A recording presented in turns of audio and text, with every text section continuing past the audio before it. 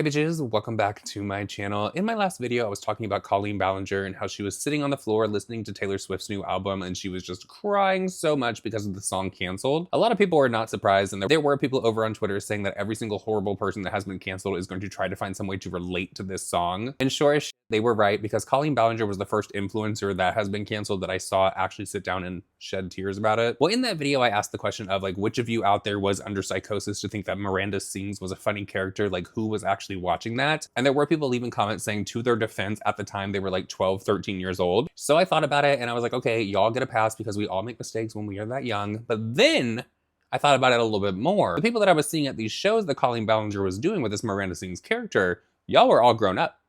Okay, so I guess my question was more so geared towards the Miranda Sings fans that actually went to the shows, not just the ones that watched her on the internet. Because if you're just watching on the internet, okay, that's one thing. But if you were a grown-ass adult and you were still going to that show and finding some humor, because I saw a lot of laughter in those clips when that Miranda Sings character came out.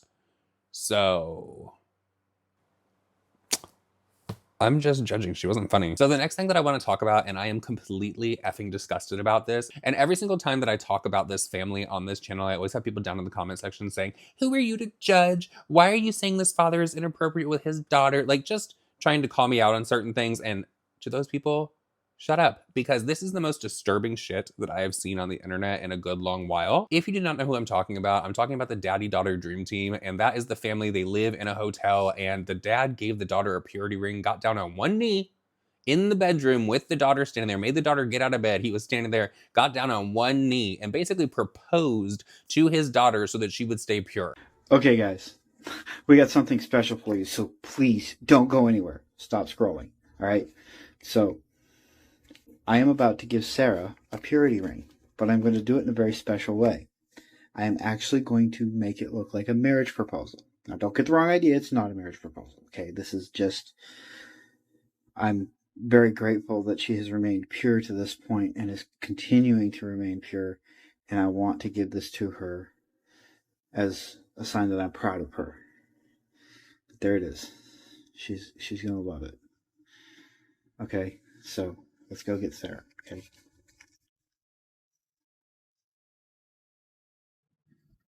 Sarah, I need you to get up, honey.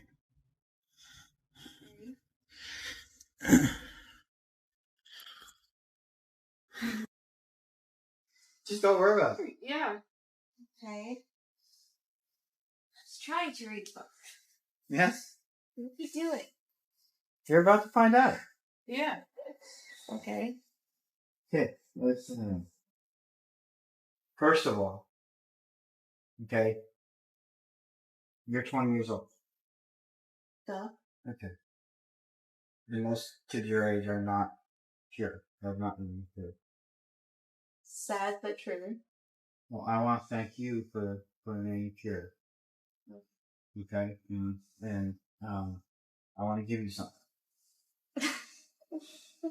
What? I want to give you something. Okay. Okay? So, Sarah. Yeah. What are you doing? What? What is this?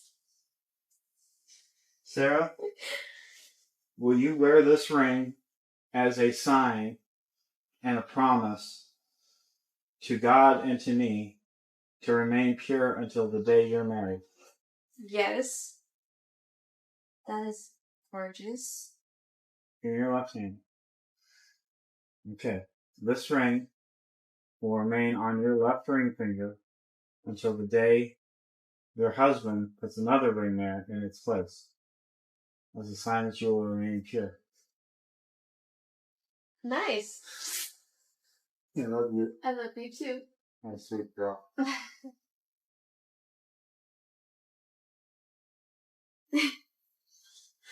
I like it. A lot of people thought that it was very inappropriate, and they started digging into that family's videos and just watching the dad and the daughter together. The daughter looks very uncomfortable with the father. The father, it turns out, both of his brothers are sex offenders. Just a lot of not good stuff when you fall down the rabbit hole of the daddy-daughter dream team. Well, I am so disgusted with this live stream that I stumbled upon over on TikTok with the dad and the daughter. They're talking to this other creator. I think that her name is Hannah. Hannah, girl, I'm gonna tell you, I've seen some of these clips. I'm sure you're not watching this, girl, but if you are, Hannah, some of the things that this man admitted to in this live stream, the fact that your response to him was like, now you've been set free. Girl, he needs to be locked up. There was a live stream that went on the other night where the daddy-daughter dream team was addressing a bunch of things that were being said about them on the internet. One of the things that they were discussing was this AI account that the father was suspected of running and the daughter was kind of behind it allegedly as well. Apparently it was some kind of AI porn account that was very much so into like daddy-daughter time, if you know what I'm saying. Absolutely disgusting. But before I get to that clip, I wanted to play this one for you guys because they are going to be addressing the purity ring situation. And apparently they don't understand why people thought that the dad getting down on one knee and giving that to his daughter seemed inappropriate. So we're gonna learn about this together. Just a very creepy family. And then when whenever the mom comes up in conversation, they try to change the fucking topic real quick. The mom gets shooed away whenever they're on camera. It seems that they're ashamed of her. I feel so bad for that lady. She seems, well. How can anybody think that? Like, we couldn't understand how their minds immediately went to that. Like, well, I think too, the purity ring video came out. And Hannah. What I can say too about that is, you know, religion is a very sensitive topic for a lot of people. A lot of people have, you know, religious, abuse and different traumas and stuff. And so, you know, obviously purity ring in some, you know, Baptist evangelical type, you know, religions is a thing. It's a very real thing. In the Mormon church, it's a thing. Usually those are a little bit more privately done. So I think when that video came out, you did that. And then, you know, it kind of trickled into people really kind of. I'm going to be honest. I know you hear all the time about horrible things happening in the church. And especially you guys might be surprised to know this about me. It's time I came out. I'm gay. Gay people, a lot of the times, don't have these great experiences in the church. I think that I got a little lucky, I guess, because I grew up in the church. I went to Christian Academy until the 7th grade. I was actually asked to not return to the school as well as my brother on the same day for 2 separate reasons. I'm not gonna go into too much detail, but basically I got put into detention, which was my first time ever being in detention because I had been out of school for a week. I was really, really sick, but I still obviously had to do all my work and projects at home. My mom helped me write on one of my poster boards because I did not want it to look messy at all. I'm left-handed. And if you are a lefty, then you know the struggle when you are writing, especially with a pen or a marker. So my mom helped me with that part of it, but I still did all the research myself. My teacher, for some reason, I don't know what, she was having a bad day. I don't know if she did not pray to the Lord that morning when she woke up before she came to church. But she gave me an F on my project and I got put into detention. And it just so turns out that my brother was in detention as well the exact same day. And in this detention, you had to like write what you did, why you're not gonna do it again, and how you're gonna correct the situation, that kind of thing. And I guess that the devil got a hold of me on that day because that is not what I wrote on that paper. And this was 6th grade. This was 6th grade. Why was I writing like this? Lord. I wrote a front and back page essay about how the pastor was screwing the organist. Okay? So therefore, when my mom came to pick myself and my brother up that day, we were both asked not to return to that Christian academy. Okay? But it turns out I was right. Okay? I guess they were a little fucking upset about the fact that I was correct because it was the pastor that pulled us into the fucking office to ask us not to return. It wasn't the organist. It was the secretary. Boom, he was asked not to return to the church. I'm gonna tell you guys about these comfort hoodies. I don't know if you guys have heard of this brand. If you're over on TikTok, I'm sure you've seen a lot of people talking about them. I got 2 of these. They came in the mail today because it's getting cooler out, and I've had these in my cart over on TikTok for like a good long while. I only got them because there's a fall sale going on over on TikTok, so there's like a good percentage off. I got 2 different kinds. This is just the standard fit right here, and this is the oversized. This is the color forest, and this is the color pine. I don't know if you can really even see how this color looks. Let me turn this light up. It's just like a really good color for fall and winter. But the reason that I actually wanted to tell you guys about these is because you guys know that I am tall as hell. I am 6'3". So me finding a hoodie that is actually gonna work for me that is not like in a big and tall section is actually kind of difficult. And if I do, I normally have to order like an XL or an XXL. But then when you do that and you don't really need an XXL, you're gonna have so much extra fabric and it's just not gonna look flattering on your body. There are 3 things that I look for in a hoodie, and honestly, it can actually be very difficult to find. Number 1, I have very long arms. I don't know if I can get them all the way in the shot. You can see, I have very like long arms, okay? The hoodie stops on my hand right there. That is very important to me because sometimes you'll have a hoodie and it'll be like this. Who wants to wear a hoodie like that? Who the hell? And even worse, sometimes it'll be like this. Maybe not that much. It'll be like that. Girl. Another thing that I always look for in a hoodie is how is the length, because you don't want to be like raising your hands and all you see is like gut, stomach, anything hanging out, crack if you don't have your pants pulled up. This, look at the length. Look at the length. And look, not so much extra fabric, so it's like all bunched up, you know? Like if you have it pulled down and like looking nice, not bad. And then it has the Comfort logo embroidered right there on it. This is in the pine color. As I said, this is the signature fit. Okay, so this one is in the color Force. This is a large as well, but this is in the oversized style. But this one I for sure have to get in other colors because I love the oversized feeling of this one because again, it is oversized, but look, it's not too much fabric where it's like bunching up. Do you guys get what I mean? And the length of the sleeves, ready? Look, can you see? My hands don't even like stick out. Look, can you see in there how far in my hands are? The inside of these hoodies feel like really soft. Some people like to wear their hoodies with a shirt underneath. I do not. I just like to raw dog it underneath the hoodie. And I have to say, this feels like really nice, like against the skin. Anyways, enough of my infomercial, not sponsored, but I do have a TikTok shop link that I am gonna put down in the description if you guys are interested in comfort. I definitely recommend checking it out. These are very comfortable. It's free shipping right now. There is a sale going on. Definitely check out the oversized one. This is nice. Again, I normally order extra large in the size hoodie that I wear, but these are both larges and I'm actually very happy with the fit. So remember the other day when we were talking about that entitled influencer, Douse Mendoza, and his new merch line that he came out with that he was trying to claim was luxury and he was selling hoodies. You could probably get 4 or 5 of these comfort hoodies for the price that he was trying to sell one of his hoodies for, trying to claim that it was like the most amazing quality. I also really like that the hood isn't super wide, like sticking out like this, like a fucking bowl around your head. It seems to be more like fitted. Analyzing your videos, and a lot of people in here are asking about the ring and Teresa. Does Teresa have a ring? That's my mom. Trisha and I have not had wedding rings for probably about 10 years now. So he doesn't have a ring with his wife, but he has a ring with his daughter. We hit a financial snag back then, and we ended up having to pawn them. It happens to a lot of couples. And understandable.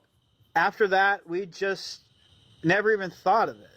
We didn't even think about it. It's because they feel like they don't need a piece of metal around their hand to symbolize their marriage. Like, they love each other. Then why do you need one on your finger to symbolize that you're pure? Know that they know they're married. They know they love each other. They don't feel like they need a piece of metal on their finger to prove that. This is coming from a wife. Also, why are you proving to your father at your big old adult age that you are pure? That is just like so creepy to me. Like, I totally understand why people think that this is like totally inappropriate. I would be a little pissed off if my husband, you know, gave my daughter a ring and I'm sitting over here like, yeah, we might both agree to a certain extent, but I want a ring. Like, what? I mean, you said you bought the ring at Walmart, right? Your first ring, yes. Wait, her first ring. So she has 2 rings? No. The first one didn't fit. So oh, okay. But actually, most of that was Teresa's idea, honestly. Most of that whole thing was Teresa's idea. We both, like I said, that was at a time when Sarah was coming out of a time in her life where she was feeling less than... I was feeling wanted for something I wasn't willing to give. And she had a lot of... I had a lot of darkness. Let's unpack that. Let us unpack that statement real quick, dear. Sarah, is that your name? You were wanted for something that you were not willing to give. What could it have been? Could you please open up a little bit more? Thanks. So Can you actually elaborate? I know you don't have to, obviously, if you don't feel comfortable about the darkness, because you've talked about that a lot, but what do you mean by darkness? Is that the lesbian type stuff that people are talking about on Reddit? Well, that's all excuse my French, bullshit. Like, they're taking it way out of context. What I mean by darkness is that was at a point where I was being basically pressured by a lot of people to have a boyfriend or a relationship because they thought that because I was like almost 20, was it 20? Yeah, it was 21. I was almost 21 years old and still didn't have a boyfriend. So they were like, it was like the pressure from a bunch of people to have a boyfriend. So I had met several different guys and they all wanted something I wasn't willing to give. And I'm pretty sure we can all figure out what that is. But I didn't feel like I was worth it. I didn't feel like that, like I would find someone who was willing to wait. And I felt I started to feel pressured to just give in and like do it because that's the only way I was going to find someone who would stay with me. And then it was like I went to my parents and I sort of, you know, just kind of let it all out. And I'm like, look, this is how I'm feeling. This is what's going on. I just need your support to like remind me of my beliefs and like keep me on the straight and narrow, because I knew in my heart that it wasn't right to do that. But my brain kept thinking the other way. My brain kept saying, just give in, while my heart was saying, don't do it. And I needed to be reminded of my beliefs. And after that was when the whole purity ring happened. And when I did it, the reason I filmed it is because Trisha. I have to say she's completely valid in that, 100%, and I'm glad that she knows her worth to herself, that she's like, I'm not going to give into that and just go and sleep around with a bunch of people or do whatever those guys wanted to do. So I completely respect that. Honestly, I feel like it would be one thing, and I don't think this conversation would even be one that is had to this extreme, if it would have just been a purity ring and the father would have been like, hey, your mom and I got this for you because we know your beliefs and we wanted to give you this purity ring to make you feel better about everything that's going on, like that kind of thing. But the fact that the creepy ass father got down on one knee and presented the purity ring to his daughter as if it was some kind of proposal. And then when you start looking into the actual videos that the daughter and the father put out together, some of the dances and the song choices that the father and daughter perform or lip sync together over on TikTok, a lot of people would argue that it's inappropriate for a father to be doing that with his daughter. We were going to film it and like keep it for us. But Sarah actually wanted to post it on our Christian channel. Because I thought it was cute. I thought it was a sweet way to gift me my purity ring. But now looking back and seeing all the hate that we got for it, I can understand that that was a mistake. Yeah, we shouldn't have posted it publicly. Yeah. That's a private thing. That's for us. We know what it was about. And we know the feelings behind it. Yeah. But your prior comment about people having religious trauma, I totally get that. But at the same time, the Bible literally says to not be ashamed. So I am not going to hide my beliefs. But people are going to take that as I'm pushing it down their throats, and I'm not. I'm just not ashamed to let people know that I am a child of God. That's not something I'm going to hide. Absolutely. And I wasn't saying that as if something you have to hide. I don't feel like anybody was concerned about that. I don't think there was anybody out there that was like, oh my God, you are shoving the Lord down our face. That is not the reason that anyone is looking at this family and being like, we need to judge a little bit. No, we are judging Sarah because your father, both of his brothers are registered and have been put on a list. Your father seems like he's more into you than he is his own wife that he does not have a wedding ring with, and you have the ring on your finger. Just to get an idea of other people's perspectives, especially at that time, you know. I do understand the religious trauma and that people make a problem with Christians, but I just don't think that's a reason to hide it. Like, I do feel for these people who have had things happen, but I'm not going to hide my beliefs. But at the same time, that purity ring video was a little bit more than that. And we've admitted before that was a mistake. Y'all, I think there's a fucking ghost in here. I swear to God. Birkin, oh my gosh, I just got so freaked out. So when I do my videos, if the dogs are not laying on the bed, which they're not laying on the bed right now because I actually Girl, are you getting the demon in there? What's happening? I don't know if y'all heard that, but the dogs are not in here because I cleaned the mattress earlier. And so I have them in the hallway where their bed is, and I had the door closed so they would not come in here and jump on the bed because it's still a little wet. All of a sudden, I just have some motion down here. I have two little floofs. How the fuck did our door get opened? Posting it publicly. Time to get Teresa a ring, though. You should get Teresa a ring. Well... Why is he even trying to come up with some excuse right now with that? Well, you need to get your wife a ring. I think I probably will. Oh, it's hard to hear you. But... Still,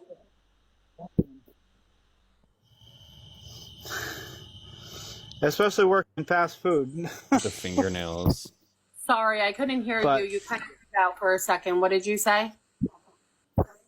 I said, you know what? I'll tell you what. Next time, when I get a chance, I will get both of us a ring. A Cracker Jack. Yeah, because I don't kind of like a thing for people. They ask a lot on you guys.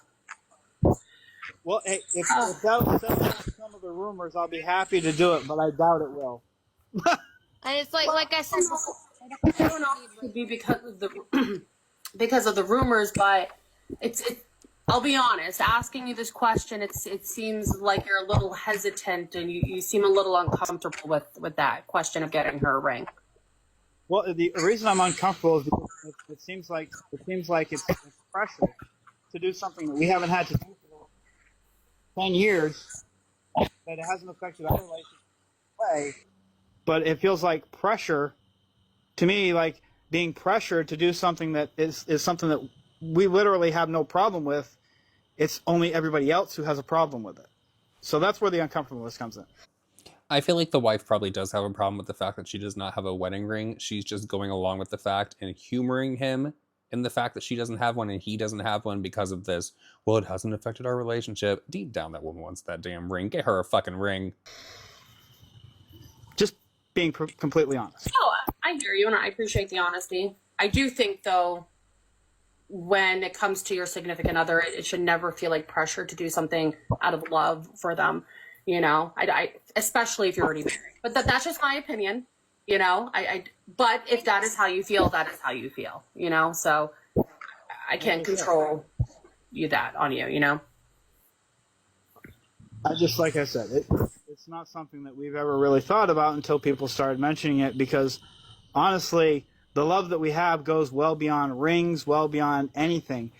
And Sarah's ring is a completely different thing. It doesn't have anything to do with me or Teresa. So now that we got that bullshit explanation for the purity ring, which I do not believe at all, I think that they honestly thought that the internet was going to go along with the creepy, weird stuff that their family is into. But also another topic that came up on that live stream was this AI account called Ariella, something like that. For the longest time, it has been suspected that that account was actually ran by Patrick, Sarah's father, and that Sarah might have been in on it, kind of like giving ideas for the content to be posted over there. At least that's what I heard. She claims that she has nothing to do with it. And for the longest time, Patrick was saying, I don't even know who this is. I mean, so much so that Sarah has literally done several videos. Every single time they get called out for something, the family seems to like run from social media. Well, the father and daughter run from social media because the mom and the brother are not allowed to be like around them or on their channels very much. But Sarah has done numerous videos to dispel this rumor about this AI account, because this AI account apparently posts a lot of porn that's very daddy-daughter centered, if you know what I mean. So here is Sarah from one of her videos where she's trying to just tell everyone that they're completely wrong and that her and her father would never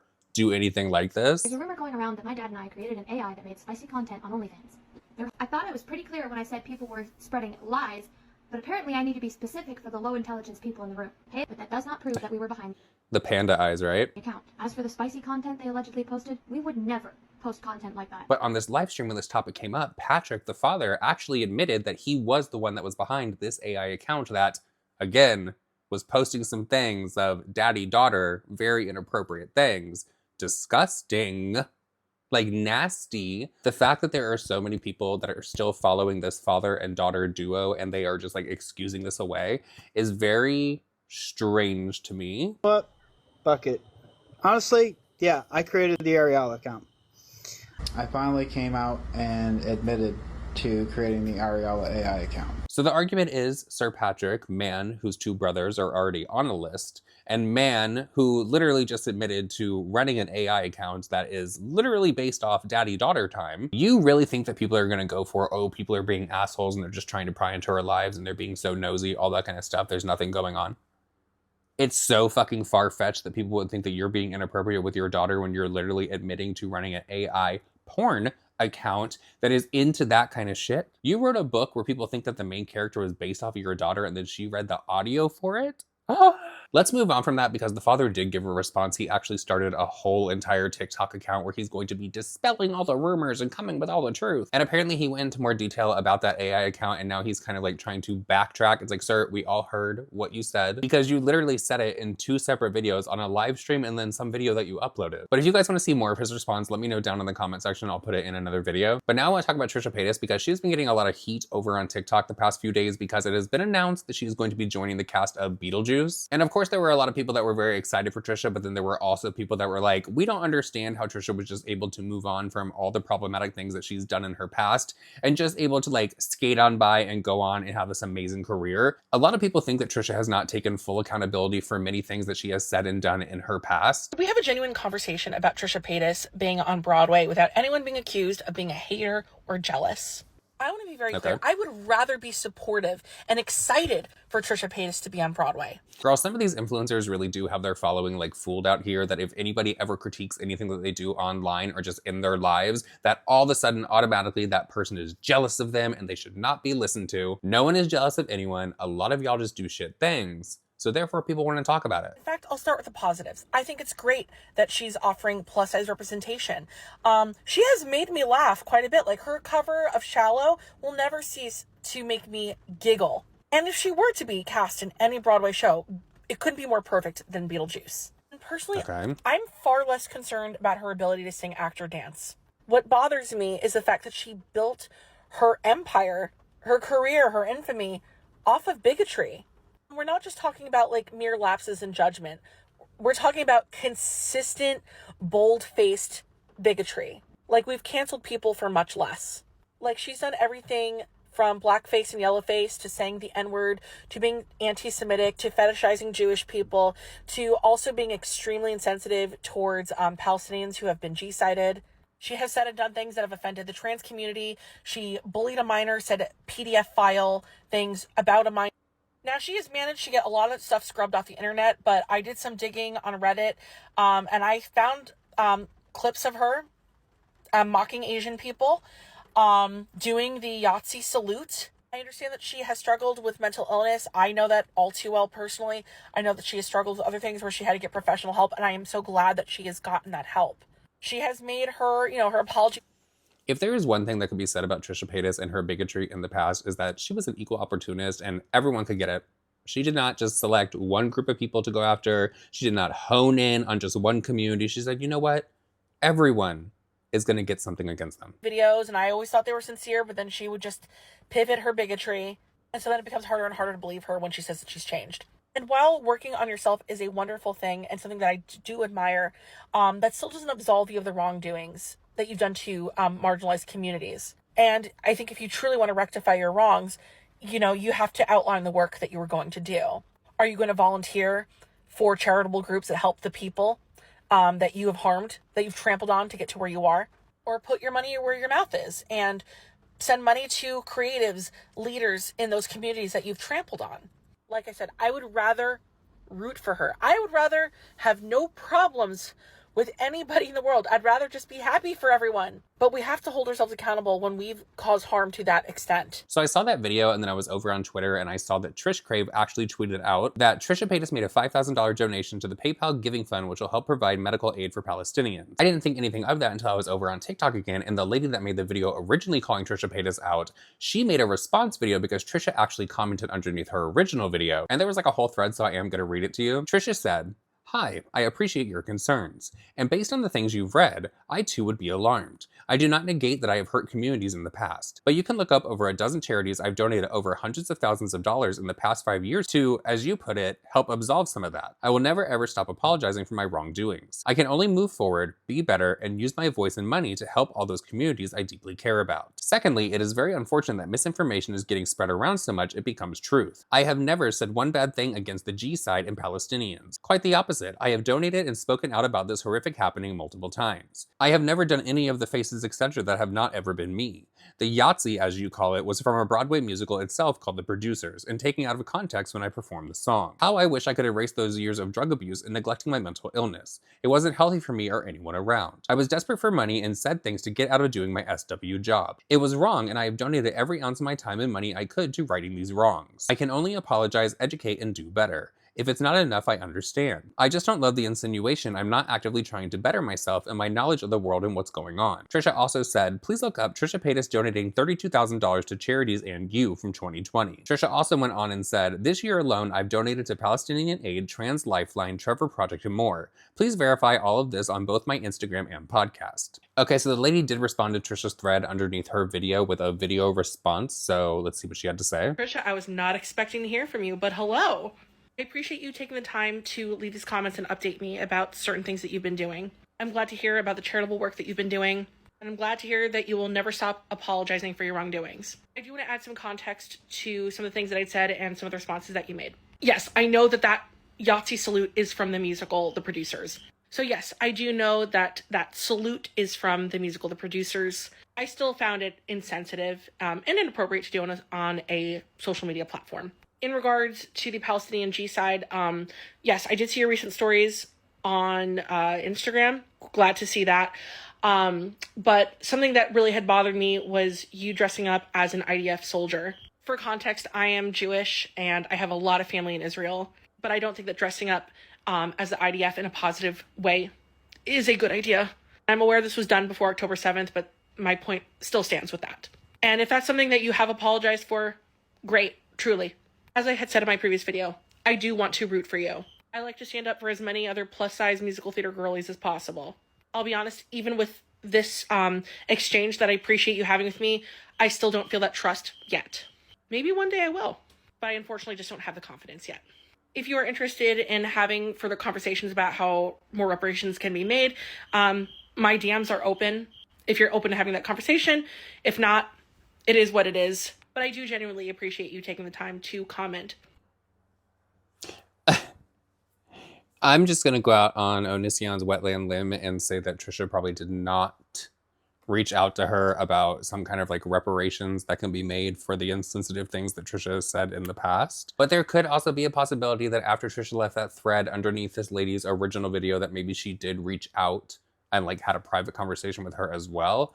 I don't know. Y'all are gonna have to let me know down below in the comment section what your thoughts are on Trisha and this whole ordeal. Do you think that Trisha Paytas has taken accountability for all the wrongdoings that she has done in her past to get to where she is today? I did see someone over on TikTok say they were a little shady. They said that they don't think that Trisha Paytas has really changed much. She just has decided that she actually wants to be like a full-blown celebrity. She's got a PR team and now she has to be on her best behavior. I personally am gonna choose to hope for the best and believe that Trisha Paytas has actually been working on herself and has been taking the time to right some wrongs in her life. I mean, honestly, with all these influencers that have been canceled and have been able to come back and have been able to literally boost their careers to heights that they were never at before, Trisha Paytas, in my opinion, whether it's a show for the camera or not, is actually showing that she has evolved, you know? And then there's people like James Charles, who, I mean, we all know what he's been accused of, the things that he's had to apologize for in his career. But then you also have Jeffree Star, who is getting dragged every single day over on TikTok and even on YouTube still, because he seems to be stuck in his same like 2017, 2018, 2019 mentality. What I'm trying to get at from the influencers that I have watched recently, Trisha Paytas, in my opinion, is one of the only ones that seems like she is actually working on herself. And the other ones to me seem like they're doing what others are accusing Trisha of. They're just getting better at hiding their behavior. I don't know. Y'all let me know all of your thoughts and opinions down below. And that is it for this video. I hope that you did enjoy it. I'm going to link these comfort hoodies down below for you guys. I definitely recommend getting one of these oversized ones. I just love the fact that this covers my hands. But if you are still here, if you have not already, please hit the hype button as well as the subscribe button as well as the thumbs up. Leave me a green heart emoji down below and I will see you guys all in my next video. Bye.